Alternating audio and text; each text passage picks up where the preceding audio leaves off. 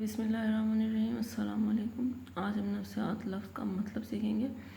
نفسیات یعنی سائیکالوجی دراصل دو یونانی لفظوں کا مجموعہ ہے، سائیکی اور لوگوس۔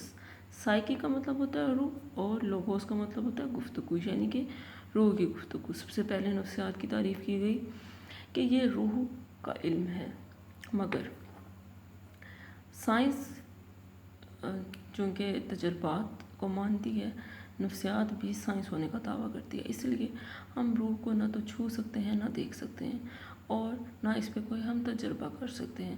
اسی طرح نفسیات کی تعریف کو مسترد کر دیا گیا کہ یہ روح کا علم نہیں ہو سکتا، کیونکہ اگر یہ اپنے آپ کو سائنس کہتی ہے تو سائنس تجربات پر یقین رکھتی ہے، ایسی چیزوں پر یقین رکھتی ہے جن کو ہم سین اینڈ ٹچ کر سکتے ہیں۔ دوسری تعریف اس کی ذہن کا علم، یعنی کہ نفسیات کو ذہن کا علم کہا گیا۔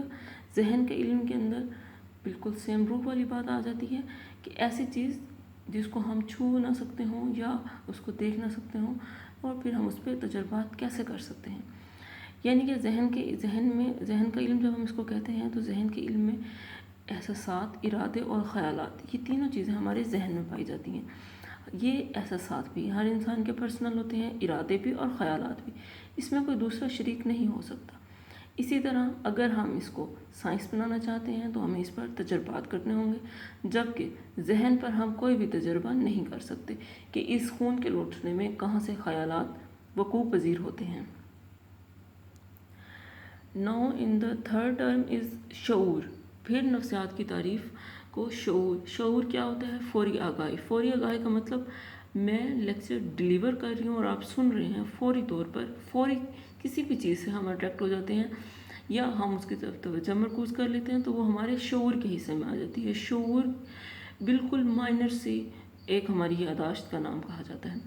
شعور ہمیشہ ذاتی ہوتا ہے، یعنی کہ آپ نے کس چیز پر اپنی دلچسپی فوکس کرنی ہے یا کس چیز پر آپ نے اپنی دلچسپی رکھنی ہے، اور شعور ہمیشہ مسلسل ہوتا ہے، یعنی کہ مسلسل ہم اس کو اس لیے بھی کہتے ہیں کہ یہ رکتا نہیں ہے۔ اگر آپ کی دلچسپی ایک چیز سے یا ایک نقطے سے ختم ہو رہی ہے تو دوسرے نقطے پر مرکوز ہو رہی ہے، اور یہ ہمیشہ انتخابی ہوتا ہے، یعنی کہ آپ کہیں بھی بیٹھے ہیں، آپ اپنی دلچسپی کی چیز ہی ہمیشہ دلچسپی کی چیز کا ہی انتخاب کرتے ہیں، نہ کہ آپ کسی اور چیز کا انتخاب کرتے ہیں۔ شعور کی پھر 3 قسمیں آ جاتی ہیں: شعور، تحت الشعور اور لاشعور۔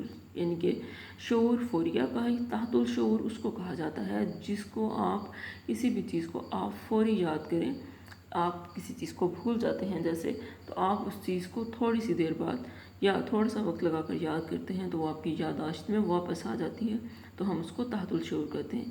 لاشعور میں ہماری ایسی بھولی بسری یادیں ہوتی ہیں جن کو ہم یاد کرنے پر بھی ہمیں یاد نہیں آتی، یا تو وہ ہمارے خوابوں کی صورت میں ہمیں تنگ کرتی رہتی ہیں، یا پھر کچھ اس طرح کے واقعات یا مناظر ہوتے ہیں جو ہمارے ذہن پہ نقوش ہو جاتے ہیں۔ جب بھی وہ مناظر یا اس طرح کی کوئی بھی سچویشن ہم سفر کرتے ہیں تو وہ ہمارے لاشعور کی وجہ سے ہی ہوتا ہے۔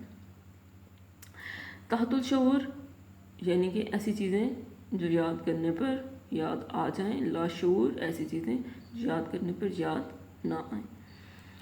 اچھا جی، اس کے بعد پھر اس کی چوتھی تعریف کی گئی، کردار کا علم اس کو کہا گیا۔ جے بی واٹسن جو کہ کرداریت مکتب فکر کے بانی تھے، انہوں نے اس پر اعتراض کیا کہ اگر ہم اس کو نفسیات کو کرداریت کا علم کہتے ہیں یا کردار کا علم کہتے ہیں تو ہم اس کے صرف اور صرف خارجی اعمال پر زور دیتے ہیں۔ ٹھیک ہے، خارجی اعمال یعنی کہ ایسے اعمال جن کو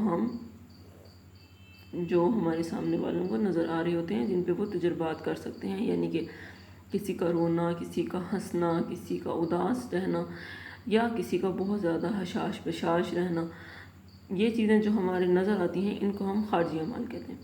خارجی اعمال کی تعریف اچھا جی، اس کے بعد انہوں نے کہا کہ ہم باطنی یا ذہنی اعمال کو نظر انداز کر دیتے ہیں۔ باطنی اور ذہنی اعمال کس طرح نظر انداز ہو رہے ہیں کہ اگر کوئی انسان اداس ہے تو وہ کیا وجہ ہے، ہمیں وجہ معلوم نہیں ہے، ہم صرف کہیں گے کہ وہ اداس ہے۔ اس طرح تو نفسیات بہت زیادہ لیمیٹڈ ہو جاتی ہے، اور اگر ہم اس کے نفسیات کے ذہنی چیزوں کا اندازے لگانے لگیں تو یہ ہر انسان کا اپنا پرسنل ہوتا ہے۔ اور کوئی انسان کسی کو چاہے بتائے کسی کو چاہے نہ بتائے۔ اس طرح اس کی کرداریت مکتوب فکر کے بانی نے اس پر اس طرح سے اعتراض کر دیا۔ یقیناً آپ کو کرداریت کی سمجھ آ گئی ہوگی۔ اسی طرح ہی نفسیات کی یہ 4 تعریفیں کی گئیں، جس میں ان چاروں پہ ہی مختلف دور میں اعتراضات کیے گئے۔